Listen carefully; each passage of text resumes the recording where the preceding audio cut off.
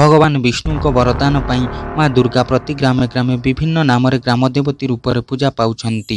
ଭଗବାନ ବିଷ୍ଣୁଙ୍କ ଆଜ୍ଞାରେ ମା ଦୁର୍ଗା ମାତା ଦେବକୀଙ୍କ ଗର୍ଭରୁ ପ୍ରଭୁ ବଳରାମଙ୍କୁ ଆକର୍ଷଣ କରି ମାତା ରୋହିଣୀଙ୍କ ଗର୍ଭରେ ପ୍ରକଟ କରାଇଥିଲେ। ନିଜେ ମା ଦୁର୍ଗା କନ୍ୟା ରୂପରେ ମା ଯଶୋଦାଙ୍କ ଗର୍ଭରେ ପ୍ରକଟ ହେଲେ। ଏଣେ କଂସର ବନ୍ଦୀ ଘରେ ଭଗବାନ ବିଷ୍ଣୁ ଦେବକୀଙ୍କ ଅଷ୍ଟମ ଗର୍ଭରେ କୃଷ୍ଣ ରୂପରେ ପ୍ରକଟ ହେଲେ। କୃଷ୍ଣଙ୍କ ପିତା ବସୁଦେବ ଘୋର ମେଘ ଅନ୍ଧାରରେ ଯମୁନା ନଦୀ ଜଳରେ ପ୍ରବେଶ କରି କୃଷ୍ଣଙ୍କୁ ଆଣି ଗୋପପୁରରେ ମା ଯଶୋଦାଙ୍କ କୋଳରେ ଛାଡ଼ିଦେଇ କନ୍ୟା ରୂପରେ ଜାତ ହୋଇଥିବା ମା ଦୁର୍ଗାଙ୍କୁ ପାଲଟାଇ ନେଇ ଆସିଥିଲେ। ଶିଶୁ ରୂପେ ଜାତ ହୋଇଥିବା ମା ଦୁର୍ଗାଙ୍କୁ କଂସ ଶିଳାରେ କଚାଡ଼ିଲା ବେଳେ ସେ ଦଶଭୁଜା ରୂପ ଧାରଣ କରି ଦେବକୀଙ୍କ ଅଷ୍ଟମ ଗର୍ଭରେ ତାହାର ମୃତ୍ୟୁ ହେବ ବୋଲି ଚେତାବନୀ ଦେଇଥିଲେ।